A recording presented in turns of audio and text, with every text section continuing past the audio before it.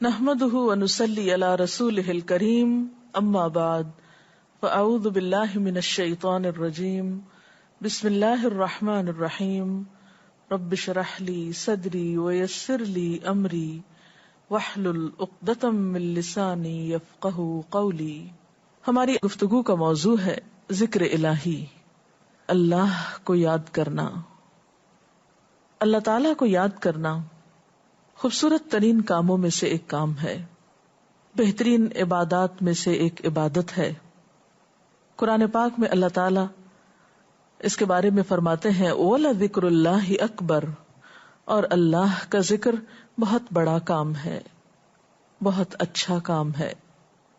حقیقت یہ ہے کہ انسان جس چیز سے محبت کرتا ہے اس کو ضرور یاد کرتا ہے، اس کا ذکر کرتا ہے، دل ہی دل میں بھی اور زبان سے بھی. کیونکہ جس چیز کی محبت انسان کے دل میں ہوتی ہے وہ چیز زبان پر آ کر رہتی ہے. یہ ہو نہیں سکتا کہ ہم اللہ تعالیٰ سے محبت کرتے ہوں، دل میں اس کو یاد کرتے ہوں، پھر زبان سے اس کا ذکر کرنا بھول جائیں. ذکر الہی تو بندہ مومن کی زندگی میں غیر محسوس طریقے سے شامل ہو جاتا ہے. اس کی اس طرح عادت ہو جاتی ہے کہ انسان اٹھتے بیٹھتے چلتے پھرتے تنہائی میں سب کے بیچ میں بیٹھ کر اپنے رب کو یاد کرتا رہتا ہے. دل ہی دل میں یا زیر لب وہ اپنے رب کو کسی حال میں بھی نہیں بھولتا. اور بھولے بھی کیوں؟ اس لیے کہ اس کی ذات پر رب کے احسانات ہر ایک سے بڑھ کر ہیں. اس کی نگاہیں ہر طرف رب کے کمالات دیکھتی ہیں. وہ ہر طرف رب کی نعمتوں کو دیکھ کر سرشار ہوتا رہتا ہے. وہ جس طرف بھی نظر اٹھاتا ہے وہیں اس کو رب کی قدرت اور تخلیق نظر آتی ہے. اپنے سامنے، دائیں بائیں، اوپر نیچے، ہر طرف زمین آسمان، جو کچھ بھی بنا ہوا ہے، جو کچھ بھی پھیلا ہوا ہے، وہ سب اس کے رب کا بنایا ہوا ہے. پھر وہ اس رب کو کیسے بھلا سکتا ہے؟ قرآن پاک میں اہل ایمان کو ذکر کرنے کی تلقین کی گئی ہے.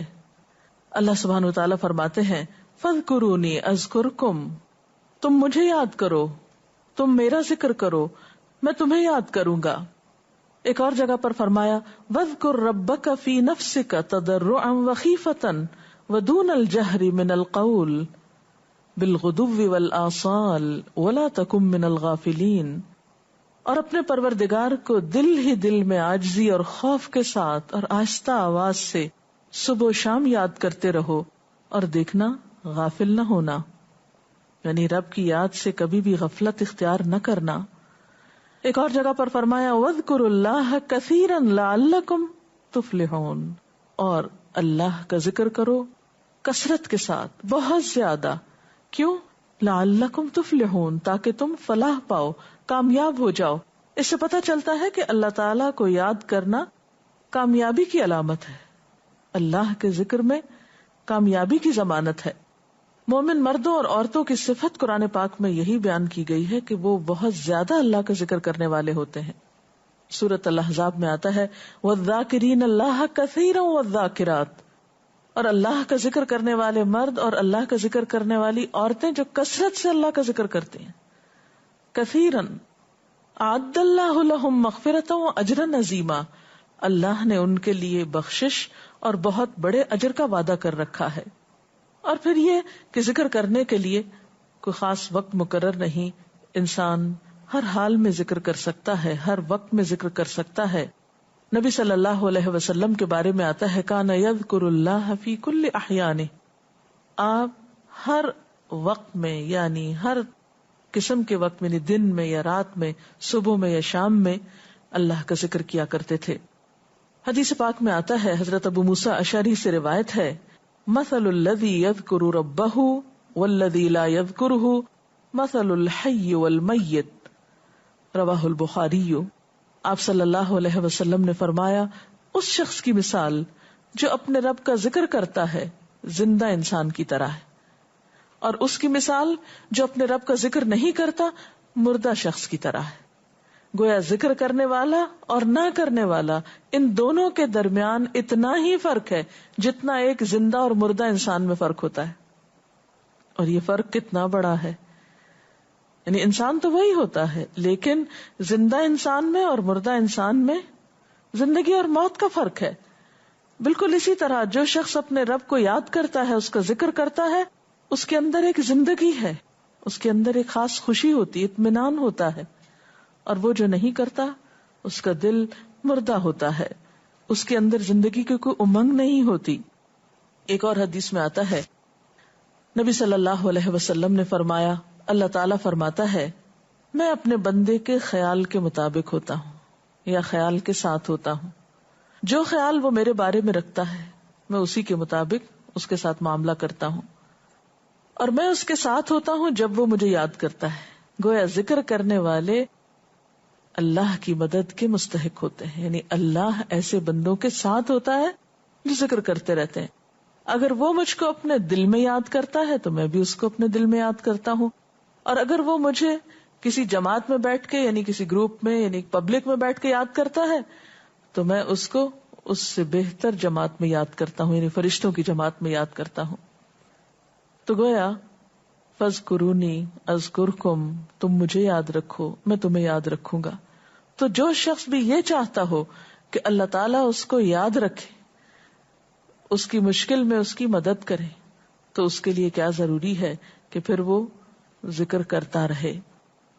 اور ذکر تمام عبادات کو خوبصورت بناتا ہے. مثلا روزہ رکھنا ایک عبادت ہے، لیکن جس روزے میں ذکر الہی ہو اس کا اجر و ثواب کئی گنا بڑھ جائے گا. حج ایک عبادت ہے بذات خود، حج کا سفر ایک عبادت ہے، لیکن اس سفر میں انسان اگر ذکر الہی کرتا رہے تو اسی حج کا ثواب کئی گنا بڑھ جائے گا. اور نماز تو سراسر ہے ہی اللہ کی یاد کا نام. اقم الصلاۃ لذکری، نماز قائم کرو میری یاد کے لیے. اللہ کے ذکر کا بہترین طریقہ ہے. ایک اور موقع پر آپ صلی اللہ علیہ وسلم سے جب یہ پوچھا گیا کہ سب سے اچھی نماز کس کی، سب سے اچھا روزہ کس کا، سب سے اچھا حج کس کا، سب سے اچھا مجاہد کون، تو آپ صلی اللہ علیہ وسلم نے ہر بار یہی جواب دیا کہ جو اپنے ان کاموں میں ذکر الہی کثرت کے ساتھ کرے. اور ذکر کرنے والے ہر میدان میں آگے نکل جاتے ہیں. حدیث پاک میں آتا ہے نبی صلی اللہ علیہ وسلم نے فرمایا مفردون سبقت لے گئے. لوگوں نے پوچھا کہ یہ مفردون کون ہے؟ فرمایا وہ مرد جو کثرت کے ساتھ اللہ کا ذکر کرتے ہیں اور وہ عورتیں جو کثرت کے ساتھ اللہ کو یاد کرتی ہیں. اور یہاں آپ نوٹ کر رہے ہیں خاص طور پر مردوں کے ساتھ ساتھ عورتوں کا ذکر بھی ملتا ہے. حضرت عبداللہ بن بصر فرماتے ہیں کہ ایک شخص نے عرض کیا یا رسول اللہ صلی اللہ علیہ وسلم، بے شک اسلام کے احکام مجھ پر بہت ہیں، یعنی ذمہ داریاں بہت ہیں، کرنے کے کام بہت ہیں. آپ مجھے کوئی ایسی بات بتائیں جسے میں اپنے لیے لازم کر لوں، یعنی میرے لیے آسان ہو اور میں پابندی سے کر سکوں.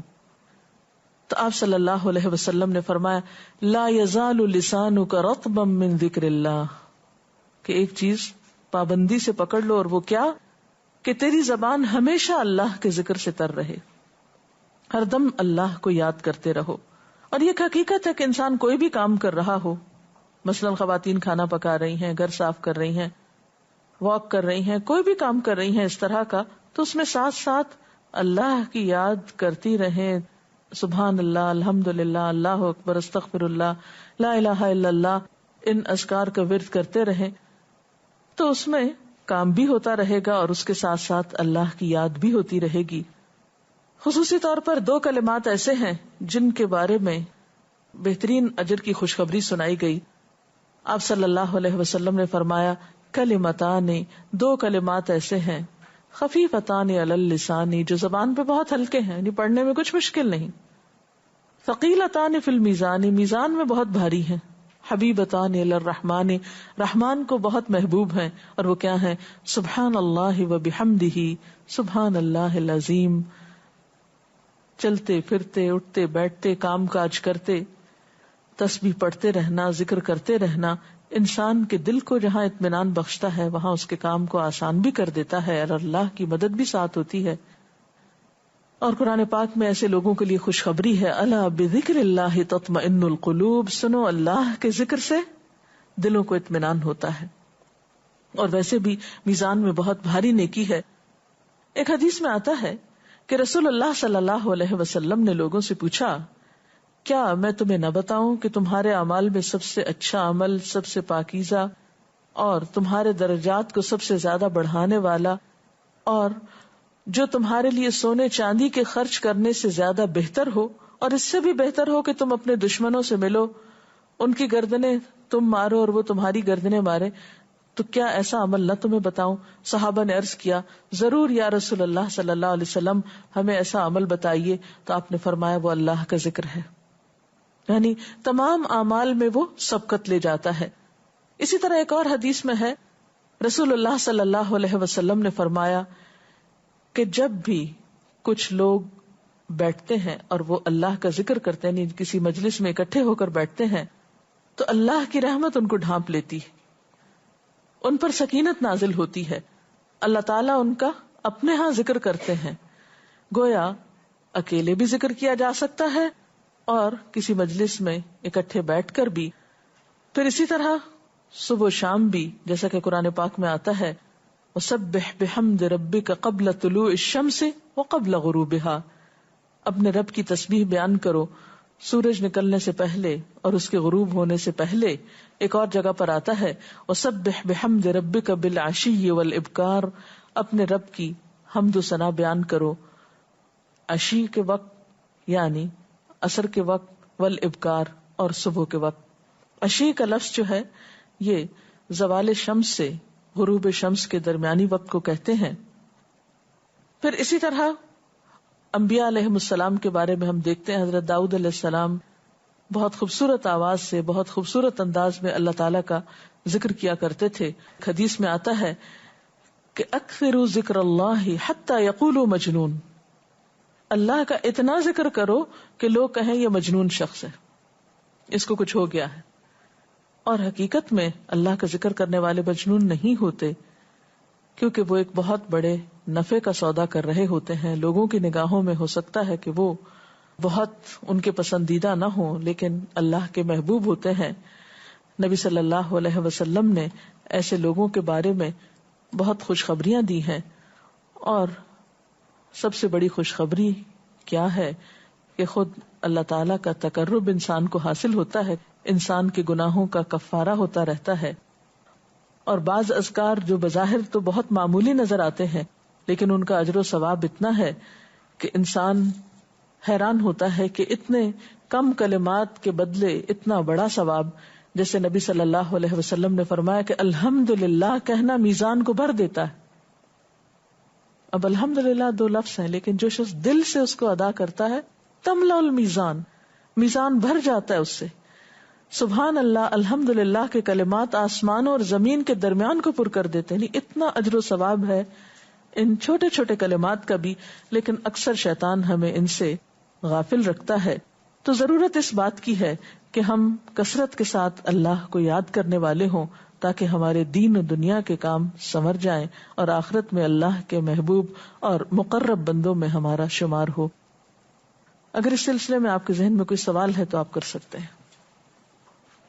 ڈاکٹر صاحبہ، ہمیں آپ بتائیں گے کہ مسنون اذکار کی طرف ہمیں رہنمائی فرمائیے. بہت سی کتابیں ایسے ہیں جس میں نبی صلی اللہ علیہ وسلم سے ہر موقع کی مناسبت سے اذکار مذکور ہیں. مثلا آپ دیکھیے کہ آپ صلی اللہ علیہ وسلم جب نیند سے بیدار ہوتے تھے تو اس وقت اللہ تعالیٰ کے ذکر سے دن کا آغاز کرتے تھے. صبح کے وقت الحمدللہ الذی احیانا بعدما اماتنا وإلیہ النشور. پھر اسی طرح بستر سے اٹھنے کے بعد انسان اپنے قضاء حاجت کے لیے اگر واش روم میں جاتا ہے تو اس وقت بیت الخلاء میں داخل ہونے کے وقت کا ذکر ہے. پھر بیت الخلاء سے باہر آنے کے وقت نبی صلی اللہ علیہ وسلم جب تہجد کے وقت اٹھتے تھے تو وضو سے پہلے آسمان کی طرف نگاہ اٹھا کر سورۃ آل عمران کی آخری آیات پڑھا کرتے تھے. پھر اسی طرح سحری کے وقت خاص طور پر استغفار کا حکم ہے. پھر انسان وضو کرتا ہے تو وضو سے قبل اور وضو کے آخر میں ذکر بتایا گیا. اور وضو کے آخر کا ذکر سبحانک اللہم و بحمدک اشہد ان لا الہ الا انت استغفرک و اتوب الیک کا اتنا ثواب بتایا گیا کہ ایسے شخص کے لیے جو پابندی کے ساتھ یہ ذکر کرتا ہے اس کے لیے جنت کے 8 دروازے کھل جاتے ہیں. پھر اسی طرح جب انسان گھر سے نکلتا ہے مسجد کی طرف جاتا ہے مرد حضرات تو گھر سے نکلنے کے وقت کی دعا ہے, پھر اسی طرح راستے میں پڑھنے کی, پھر مسجد میں داخل ہونے کی, پھر مسجد کے اندر, پھر مسجد سے باہر نکلتے وقت, پھر دوبارہ گھر آتے ہوئے بازار سے اگر گزرتا ہے تو اس وقت کا ذکر ہے, پھر گھر میں داخل ہونے کا ذکر ہے, پھر اگر کچھ کھا رہا ہے انسان تو بسم اللہ پڑھ کر کھانے کا آغاز کرتا ہے اور الحمدللہ کے ساتھ پھر اختتام کرتا ہے. پھر اسی طرح چھینک آنے پر ذکر ہے, پھر مرغا اگر آزان دیتا ہے تو اس وقت کا ذکر ہے, پھر مؤذن کی آزان سن کر انسان اس کو جواب دیتا ہے, اس کے بعد کا پھر ذکر ہے. پھر اسی طرح انسان کسی کے ساتھ جب معاملہ کرتا ہے, کہیں وعدہ کر رہا ہے تو اللہ کو یاد کرتا ہے انشاءاللہ کہہ کے. پھر اسی طرح کوئی اچھی چیز دیکھتا ہے ماشاء اللہ کہتا ہے, کہیں استغفر اللہ کہتا ہے. تو بندہ مومن کی زندگی کا کوئی مقام اور کوئی موقع ایسا نہیں جس کے بارے میں نبی صلی اللہ علیہ وسلم نے کوئی نہ کوئی خوبصورت انداز کا ذکر نہ سکھایا ہو. حتیٰ کہ انسان شام ہوتی ہے تو پھر صبح شام کے اذکار ہیں, پھر اسی طرح ہر نماز کے بعد کے اذکار ہیں, تسبیحات ہیں, پھر بستر میں جاتے وقت کی دعا ہے, پھر اسی طرح اگر آپ کسی بیمار کی عیادت کرنے کے لیے گئے ہیں تو اس وقت کی دعا ہے, اگر کوئی بیمار ہو جاتا ہے تو اس کے اوپر پڑھی جانے والی دعائیں ہیں. یعنی کوئی بھی زندگی کا گوشہ ایسا نہیں جس میں ذکر الہی کی طرف ہمیں متوجہ نہ کیا گیا ہو. اور حقیقت یہ ہے کہ انسان جب دنیا سے رخصت ہوتا ہے اور اگر لا الہ الا اللہ پر اس کی موت آتی ہے تو انشاءاللہ اس کے لیے بشارت ہے جنت میں جانے کی. لیکن یہ اسی وقت ہو سکتا ہے جب ہم اپنے عام حالات میں ذکر کے عادی ہوں. یہ نہیں ہو سکتا کہ عام طور پر ہم غافل رہیں اور اچانک موت کے وقت ہمیں یاد آ جائے. اور بات یہ ہے کہ جس خیر پر انسان دنیا سے رخصت ہوتا ہے اسی پر پھر قیامت کے دن اٹھایا جائے گا. اس لیے ذکر کو اپنی عادت میں شامل کر لینا چاہیے. ذکر اور دعا میں کیا فرق ہے؟ کیا دعا بھی ذکر میں شامل ہے یا ذکر اور دعا دو مختلف چیزیں ہیں؟ ذکر اور دعا دونوں ایک ہی چیزیں ہیں. ذکر کا مطلب ہے اللہ کو یاد کرنا.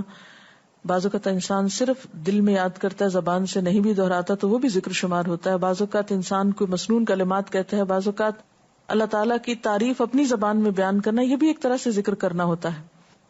اور دعا میں خاص طور پر کسی چیز کا مطالبہ کیا جاتا ہے, یہ کچھ مانگا جاتا ہے اللہ تعالیٰ سے. یعنی ہر دعا ذکر ہے لیکن ہر ذکر دعا نہیں ہوتی. ذکر کی کئی قسمیں ہیں جن میں سے ایک دعا بھی ہے. کیا ذکر کے لیے ہر وقت باوضو رہنا ضروری ہے؟ ذکر کے لیے ہر وقت باوضو رہنے کی شرط نہیں ہے. قرآن پاک میں اللہ تعالیٰ فرماتے ہیں الذین یذکرون اللہ قیاما وقعودا وعلی جنوبہم وَيَتَفَكَّرُونَ فِي خَلْقِ السَّمَاوَاتِ وَالْأَرْضِ رَبَّنَا مَا خَلَقْتَ هَذَا بَاطِلًا سُبْحَانَكَ فَقِنَا عَذَابَ النَّارِ. وہ لوگ جو اللہ کو یاد کرتے رہتے ہیں کھڑے ہو کر, بیٹھ کر, لیٹ کر, اپنے پہلوؤں پر, اور کائنات میں غور و فکر کرتے رہتے ہیں, کہتے ہیں کہ پاک ہے تو اے ہمارے رب, ہمیں آگ کے عذاب سے بچا. تو اس سے یہ پتہ چلتا ہے کہ انسان بیٹھ کر, چلتے پھرتے اور لیٹ کر بھی اللہ کو یاد کر سکتا ہے. اب لیٹنے کی حالت ایسی جس میں سونا بھی شامل ہے.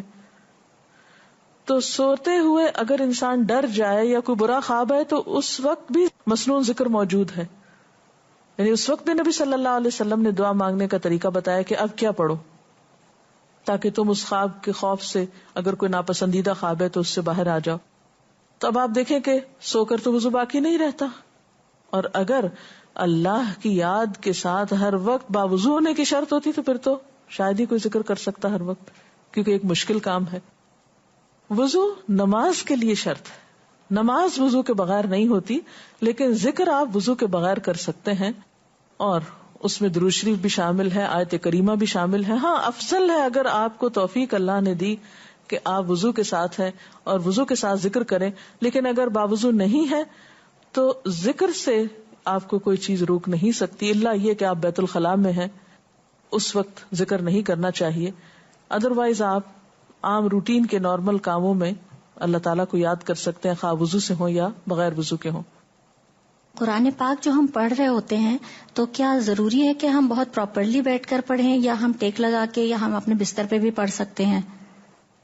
افضل تو یہی ہے، پسندیدہ یہی ہے کہ انسان با ادب بیٹھے، لیکن اگر آپ قرآن پاک کا کچھ حصہ زبانی یاد کیے ہوئے ہیں، کچھ صورتیں ایسی آپ کو آتی ہیں اور آپ چلتے پھرتے ان کی دہرائی کرنا چاہتے ہیں تو ایسا بھی کر سکتے ہیں۔